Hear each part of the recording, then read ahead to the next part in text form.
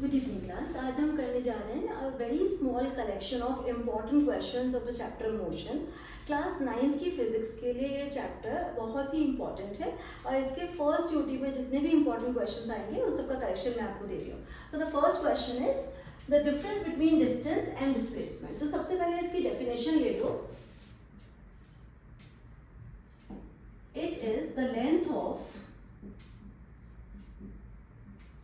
actual path covered by a moving object. Displacement में क्या कहा जाता है? The shortest distance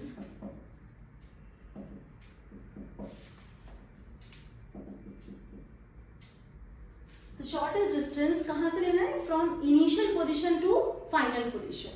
the shortest distance between initial position and final position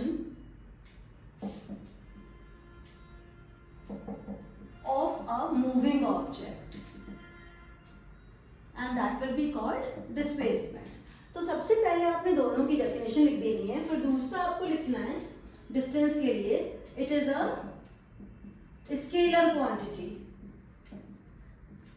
scalar quantity क्या होती है? जिसमें सिर्फ मैग्नीट्यूड होता है और डायरेक्शन नहीं होता है। दूसरा पॉइंट यहाँ पे लिखेंगे it is vector quantity.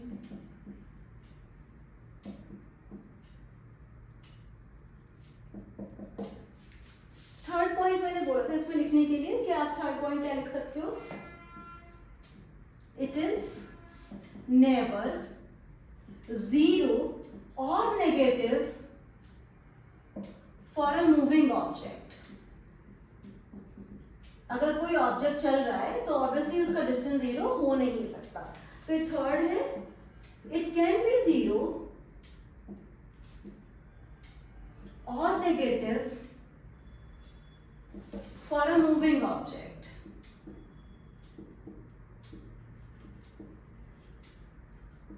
Displacement zero क्यों हो सकता है? If a body starts from one point and comes back to the same point, इसका displacement zero हो जाएगा। और नेगेटिव भी हो सकता है, suppose a body starts from A, goes to B and then travels even beyond A, C तक आ जाती है, तो उसका रेफरेंस पॉइंट के अगर पीछे चली जाएगी तो नेगेटिव हो जाएगा displacement. So I hope this is clear. फिर दूसरा क्वेश्चन मैंने दिया था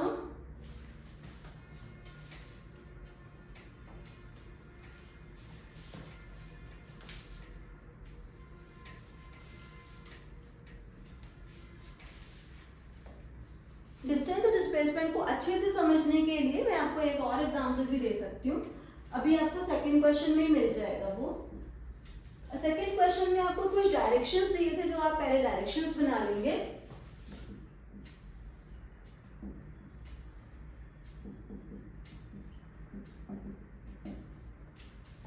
डायरेक्शंस बना लेंगे तो उसका जो फर्स्ट पॉइंट था कि a body moves from 1.5 meter towards east. तो अगर कोई ईस्ट में जा रहा है तो आप ए पॉइंट उठाइए 1.5 मीटर टुवर्ड्स ईस्ट, पहले एक जाए और उसको डायरेक्शंस का बना दीजिए यहाँ पे कि वो जा रहा है। फिर दूसरा पॉइंट था कि it is moving towards south 2 meter, तो बी ऊपर लिख लो इसका और इसको 2 मीटर यहाँ पे साउथ में ले जाओ, तो ये हो जाएगा सी पॉइंट।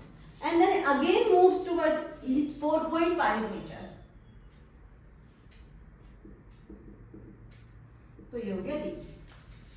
अब इसमें आपको डिस्टेंस भी निकालना है और डिस्प्लेसमेंट भी निकालना है। सबसे पहले इसको अच्छे से ड्रॉ करो अकॉर्डिंग टू डायरेक्शंस, फिर उसके बाद डिस्टेंस निकालो। डिस्टेंस में कोई पाथ का कैसा पाथ है उसका डिपेंडेंसी नहीं होती है, तो आप डिस्टेंस लिखोगे डिस्टेंस मूव्ड, सिंपल आप सबको ऐड कर दीजिए 1.5, 2.0 एंड 4.5, इन सबको ऐड कीजिए तो आपके पास आ रहा है 8, तो इसका आंसर हो रहा था 8.0 मीटर। अब नेक्स्ट चीज थी इसका डिस्प्लेसमेंट। इनिशियल पोजीशन ए है, फाइनल पोजीशन डी है, तो आपको क्या करना है ए से डी तक एक सीधी लाइन खींचनी है। आप ये लेके जाओ। सबसे पहले ए टू डी में एक एरो लगा दो क्योंकि डायरेक्शन में होता है, तो डिस्प्लेसमेंट में आप लिखो एडी, एडी के ऊपर एक एरो लगा दो, मतलब ये डायरेक्शन भी है इसका। फिर एडी निकालने के लिए क्या करना है, पहले यहाँ पर एक परपेंडिकुलर ड्रॉप करो, यहां से भी परपेंडिकुलर ड्रॉप करो, जिससे कि आपका रेक्टेंगल कंप्लीट हो जाए। यहाँ पर 90 डिग्री है आपके पास, इसका भी कुछ नाम रख लो, यहाँ पर ई रख लो। अब बताओ AE कितना होगा, जितना कि BC है। अगर AE और BC की लेंथ इक्वल आ रही है तो यहाँ पर भी आप क्या लिख सकते हो, 2.0 मीटर। इसी तरह से AB और EC की लेंथ भी इक्वल आ रही है तो आप यहाँ भी 1.5 लिख सकते हो। ये पूरा डिस्टेंस ED होगा और ये AE होगा, तो यही आपको राइट ट्रायंगल मिला है यहाँ पर AED। जैसे ही आपको राइट ट्रायंगल मिल जाए आप उसमें पाइथागोरस थ्योरम लगा के उसकी हाइपोटेन्यूज निकाल लो AD। तो AD will be equal to under root perpendicular square फिर बेस स्क्वायर ED स्क्वायर। तो अगर आपने लिया ED का स्क्वायर, AE हो गया आपके पास 2 स्क्वायर, ED में आप 1.5 और 4.5 को ऐड कर दो तो आपके पास आ गया 6। तो this will be under root 4 plus 36 that comes out to be root 40। Root 40 भी नहीं छोड़ना आपको, क्योंकि आप इसको सिंप्लीफाई नहीं करोगे तो 0.5 उस चीज का कट जाएगा, तो आप इसको लिखोगे 2 रूट 10। क्योंकि 4 एक परफेक्ट स्क्वायर है तो 4 को बाहर ला सकते हो रूट से तो 2 हो जाएगा। तो दिस इज 2 रूट 10 मीटर, ये आपको मिल गया। और आप ये देख रहे हो कि आपको AD एक वेक्टर है जो कि from A point to initial position to final position direct लेना है। So I hope this is clear.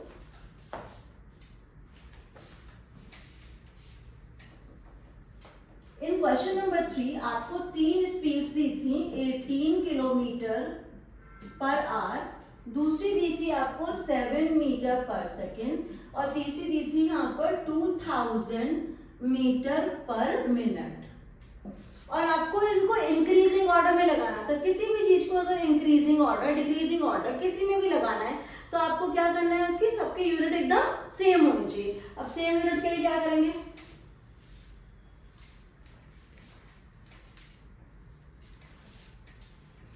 Same unit के लिए क्या करेंगे, यहाँ पे किलोमीटर पर आ रहा है तो उसको मीटर पर सेकंड में चेंज करेंगे। तो ये फर्स्ट वाला जो पार्ट है वो 18 किलोमीटर पर आवर, आप इसको बेसिक से भी कर सकते हो, नहीं तो जो मैंने फॉर्मूला सिखाया 5/18 उससे मल्टीप्लाई कर दो। तो आप यहाँ पे 5/18 से मल्टीप्लाई करो, ये कैंसिल आउट हो गया और आपका सिंपल आंसर आ गया 5 मीटर पर सेकंड। मीटर पर सेकंड में कन्वर्ट करने का एक फायदा था कि 7 तो ऑलरेडी मीटर पर सेकंड में है, तो बचा तीसरा वाला, तीसरे वाले को भी चेंज कर लो।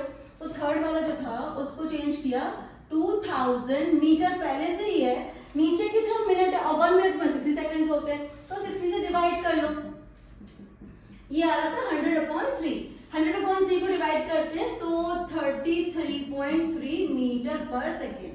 मतलब मीटर्स को चेंज नहीं किया, सिर्फ आपने मिनट्स को ही चेंज किया है, तो आपके पास आके 33.3। अब आप तीनों को अरेंज कर लीजिए। तो आपका सबसे छोटा वाला 5 है, मतलब आप पहले ऐसे लिख लो 5 मीटर पर सेकेंड स्मॉलेस्ट, फिर आप उसके बाद लिखो 7 मीटर पर सेकेंड और उसके बाद लिखो 33.3 मीटर पर सेकेंड। जब आप इनको ऐसे अरेंज कर रहे होगे तो आप उनके ओरिजिनल नंबर्स लिखो, आपको मार्क्स मिलेंगे इस पर ही। 18 किलोमीटर पर आवर, 7 को ऐसे लिख लो और यहाँ पे फिर आपका वही 2000 मीटर पर मिनट। तो जो मार्क्स मिलते हैं वो इसलिए मिलते हैं कि आप उसको ओरिजिनल नंबर्स को अरेंज कर रहे हो, जो आपने कन्वर्ट किया है वो अपनी कन्वीनियंस के लिए किया है। तो देखते कि नेक्स्ट क्वेश्चन क्या था हमारा। नेक्स्ट क्वेश्चन तो वही था, the difference between scalar and vector quantities.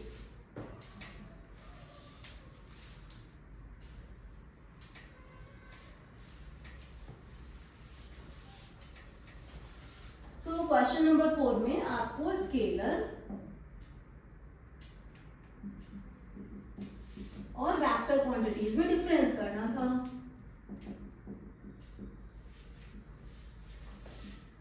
Scalar और वेक्टर का डिफरेंस क्या होता है? Scalar quantities first point are completely described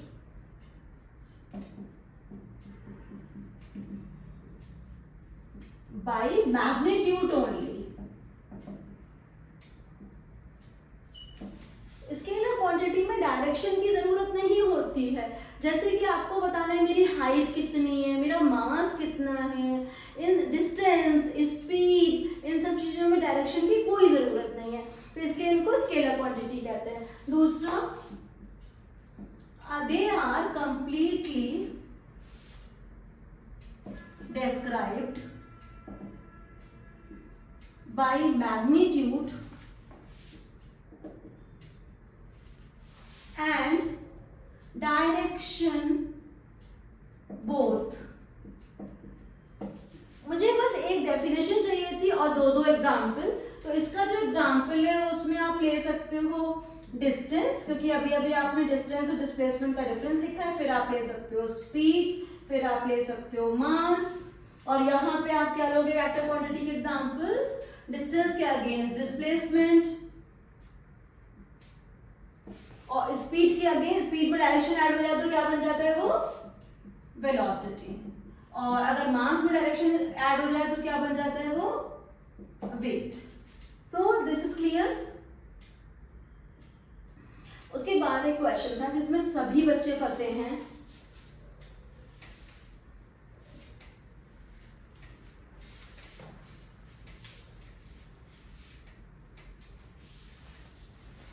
चल ये क्वेश्चन करते हैं। Question number 5, a person starts from A, goes to B with a speed 60 kilometer per hour and इसी पाथ पे इतने ही डिस्टेंस को it covers back by 40 kilometer per our.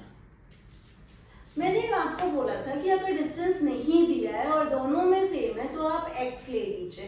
तो आप x से कीजिए, नहीं तो आप 100 से भी कर सकते हो, उससे भी सही आंसर आ जाएगा। तो हमने यहाँ पे अज्यूम कर लिया distance to be x kilometer और लौटने का डिस्टेंस भी x किलोमीटर। एवरेज स्पीड का जो फॉर्मूला बताया उस पर टिक के रहिए। तो आपके पास आएगा एवरेज स्पीड, बार बार मत सोचिए कि हमें क्या करना है, d1 plus d2 upon t1 plus t2। अब क्या करना है, डिस्टेंस हमने x अज्यूम किया है तो यहाँ पर x लीजिए। टाइम के लिए मैंने एक ट्राइंगल बताया था, ऊपर डिस्टेंस नीचे s और t, कि अगर डिस्टेंस निकालना है तो स्पीड टाइम को मल्टीप्लाई करो, स्पीड को निकालना है तो d अपॉन t करो, टाइम को निकालना है d अपॉन s करो। तो अगर आपने ये याद किया है ट्राइंगल मेरे साथ, तो आप टाइम को कैसे निकालने वाले हो, distance upon speed. Distance x है तो यहाँ पर x अपॉन 60 करो, यहाँ पर x अपॉन 40 करो, यहाँ पे 2x करो। इन दोनों का एलसीएम लेंगे तो 120 आएगा।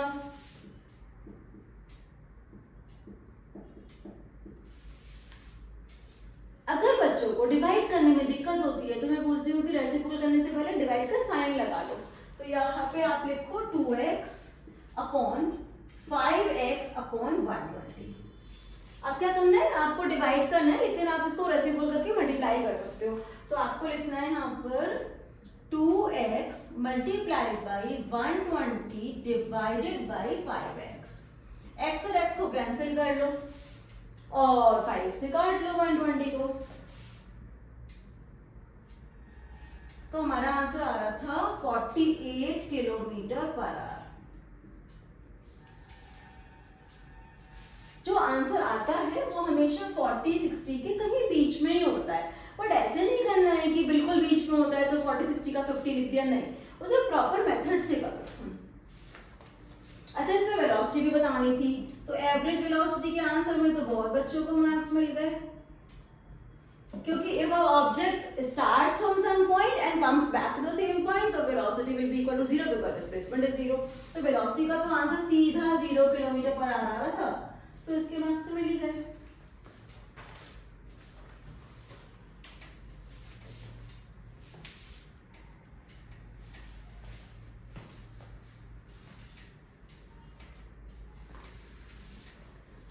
तो मेरे पास 6 क्वेश्चन था कि सबसे पहले ये बताओ कि गाड़ी में, किसी भी व्हीकल में, कार में डिस्टेंस की रीडिंग कौन सा इंस्ट्रूमेंट लेता है।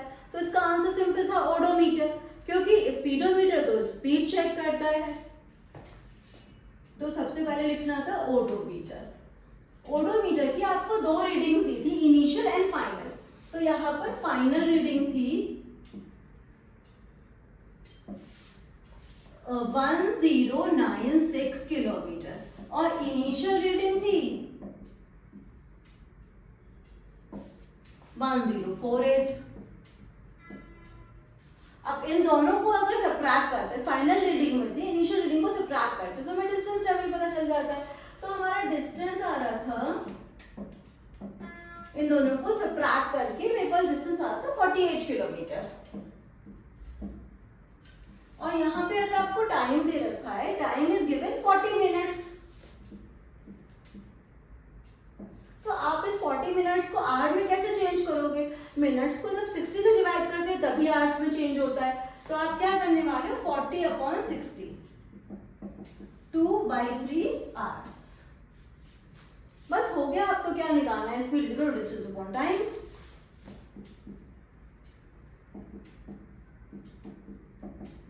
(48 डिवाइडेड बाई 2/3).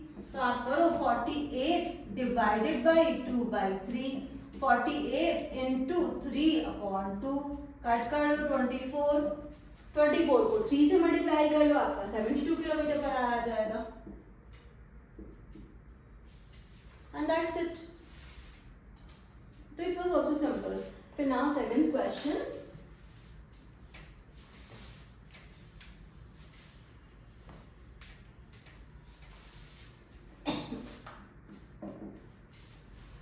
इसमें थोड़ा सा ट्विस्ट था कि if an object starts from A, goes to B, covers 15 kilometre in kilometre per our की स्पीड पे कवर करता है 15 किलोमीटर, और B से C मूव करता है वो 45 किलोमीटर पर आवर की स्पीड पे और कवर करता है 45 किलोमीटर नहीं x किलोमीटर पर आवर की स्पीड पे मूव करता है और उसको 45 किलोमीटर कवर करना था C तक, और उसकी एवरेज स्पीड दे रखी थी 30 किलोमीटर पर आवर।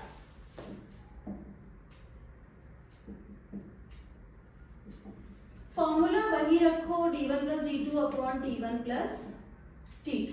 अच्छा, एवरेज स्पीड का फॉर्मूला हमने लिख लिया और हमें 30 किलोमीटर पर आवर यहाँ पर दे रखा है। डिस्टेंस को हमने माना x + 15 और टाइम कैसे निकालते हैं? Distance upon speed. तो फर्स्ट वाला जो टाइम है उसमें तो बहुत ही आसान था, 15/15 करना था। डिस्टेंस वहां पे आपका 45 था, यहाँ पर x कर लीजिए, ये आपको सॉल्व करना था। तो यहाँ पे आपने 15/15 किया तो बना है, इनको स्वैप कर लीजिए। 45 था बेटा यहाँ पे,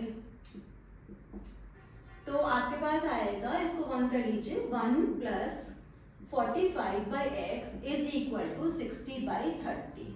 तो यहाँ पर आ रहे हैं आपके पास 2 आवर्स। 2 आवर्स में 1 को सबट्रैक्ट कर दीजिए, तो आपके पास आ जाएगा 45/x = 2 - 1, that is 1। So x = 45 kilometre per our. ये आपका एवरेज उसका उस वाले क्वेश्चन का आंसर था, सेकेंड क्वेश्चन का। एवरेज स्पीड के फॉर्मूले को कभी चेंज नहीं करते हैं।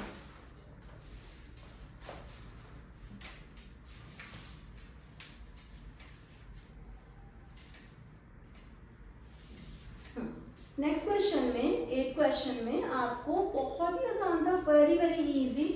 So many things are given to you. V = final velocity 0 meter per second. Time is given 20 seconds. And initial velocity आपसे पूछा था और acceleration आपको -2 मीटर पर सेकेंड स्क्वायर। तो एक बार क्वेश्चन रीड कर देती हूँ, वैसे गूगल ड्राइव का लिंक दे दूंगी, क्वेश्चन पेपर का फोटोकॉपी निकाल लेना। A moving train is brought to rest. अगर if anything is brought to rest मतलब final velocity is 0 in 20 seconds by applying brakes.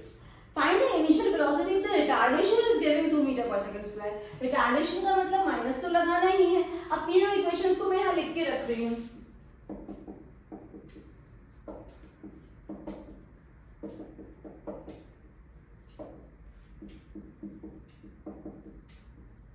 अब पहले ये सोचो कि हमें कौन सी इक्वेशन यूज करनी है इसमें। तो अगर आपको फर्स्ट इक्वेशन यूज करनी है इसमें तो सब कुछ आराम से निकल जाएगा। तो आप लिखो v = u + at। Final velocity 0, u आपको फाइंड आउट करना है -2 × 20। Easy PG. -2 × 20 को लेफ्ट साइड पे लेके जाओगे तो ऑब्वियसली पॉजिटिव हो जाएगा, तो इसका आंसर हो गया आपका। फिर एक और क्वेश्चन था 9th क्वेश्चन, जिसमें आपको इनिशियल वेलोसिटी दे रखी थी 0.5 metre per second, acceleration -0.05 metre per second square, time पूछा था टू स्टॉप। दोनों क्वेश्चन में कोई डिफरेंस ही नहीं है, वहां पर भी आपको टाइम निकालना है, सेम इक्वेशन यूज करनी है। So v is equal to u plus at ही लगेगी। u में आपको 0.5 दिया है, -0.05 into t। You have to find only t here. इस पूरे पार्ट को इधर ले जाइए, 0.05 t is equal to, I think decimal की वजह से प्रॉब्लम हुई थी, 0.5 अपॉन 0.05। डेसिमल्स को हटा दीजिए। एक और तरीका सिखाती हूँ, आप यहाँ पे 0 लगा लीजिए, क्योंकि डेसिमल के आगे 0 लगाने से कोई चेंज नहीं आता नंबर में। अब दोनों के प्लेसेस हो गए इक्वल टू 2, तो 50/5, तो आपका आंसर आ गया 10 seconds. So this was also based on the same। एक क्वेश्चन में 10 का मैंने ग्राफ बहुत अच्छे से कराए थे आप लोगों को।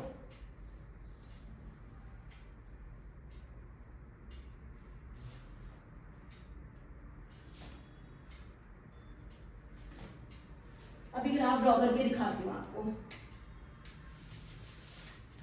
वैसे उसका रिजल्ट दिख भी रहा था कि बच्चों को ग्राफ आ गए थे करने।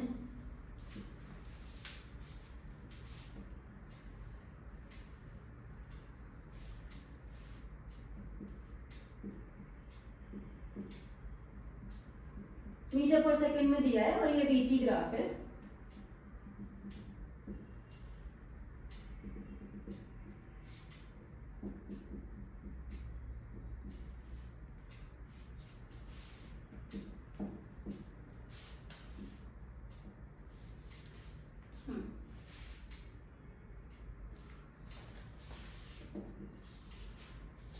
First question was acceleration A to B।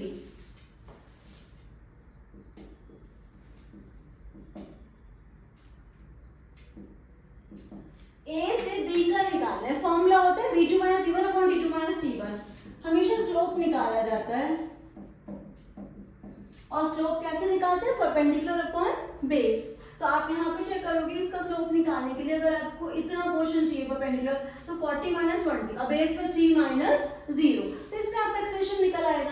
तो आपके पास आएगा 40 - 20 upon 3 - 0, this comes out to be 20/3 meter per second square.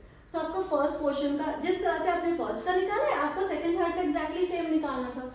तो आप सेकंड पार्ट में करोगे एक्सेलरेशन BC। अगर कोई VT ग्राफ एक पैरेलल है ऐसे, तो ये तो आपको वैसे भी समझ में आना चाहिए कि यहाँ पर एक्सेलरेशन 0 है, ये यूनिफॉर्म स्पीड का ग्राफ है। तो आप क्या करने वाले, V2 - V1, फाइनल वेलोसिटी कितनी दिख रही है? हमेशा वेलोसिटी को y एक्सिस पे रीड करना है, तो 40, और इनिशियल वेलोसिटी भी 40 दिख रही है। नीचे आपको 8 - 3 दिख रहा है, तो आप क्या करने वाले हो इसमें, 40 - 40 अपॉन 8 - 3। डोंट बॉदर कि डिनोमिनेटर में क्या है, बिकॉज का आंसर तो 0 ही आ रहा है। फिर लास्ट क्वेश्चन, लास्ट में था आपका थर्ड पार्ट में एक्सेलरेशन CD। अब देखो, बच्चों को यही पढ़ना नहीं आ रहा था कि final velocity has become 0, initial वाला इज 40, तो 0 - 40 करना है, और टाइम को यहां से रीड करते हैं 10 - 8, तो 10 - 8 कितना हुआ, 2, तो -40 अपॉन 2, आंसर आ रहा है -20 मीटर पर सेकेंड स्क्वायर। ये हो गया। फोर्थ क्वेश्चन में सारे डिस्टेंस निकालने थे, और अगर आप ये सोच रहे हो कि 1 2 3 4 और ये 5 साइड का ट्रेपीजियम होता है, तो वो नहीं होता है।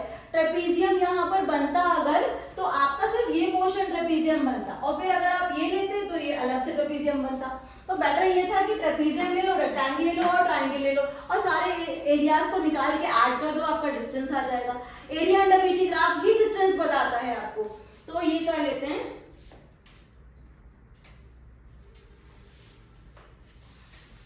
तो फर्स्ट पोर्शन का एरिया, डिस्टेंस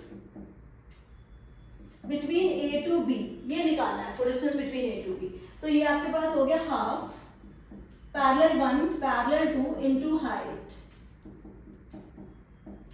पैरेलल 1 पैरेलल 2 मतलब ये 20 और ये वाली साइड 40 और इन दोनों के बीच का डिस्टेंस कितना है 3। तो हाफ 20 प्लस 40 इंटू 3, तो हो गया हाफ इंटू 60 इंटू 3। ये कट कर दो तो आपके पास पहले वाला आ रहा है 90 मीटर। So easy. दूसरी वाली शेप, ये फर्स्ट है, ये सेकंड शेप है और ये थर्ड शेप है। सेकंड शेप क्या दिख रही है, एक रेक्टेंगल। तो आप सेकंड डिस्टेंस निकालो, distance between B to C. B to C में क्या है, लेंथ, पूरी ऊंचाई देखो इसकी 40 है और ये पोर्शन कितना है 8 माइनस 3 मतलब 5। तो L into B 40 into 5, 200 metre आ गया। अब बचा ये तीसरा वाला थर्ड,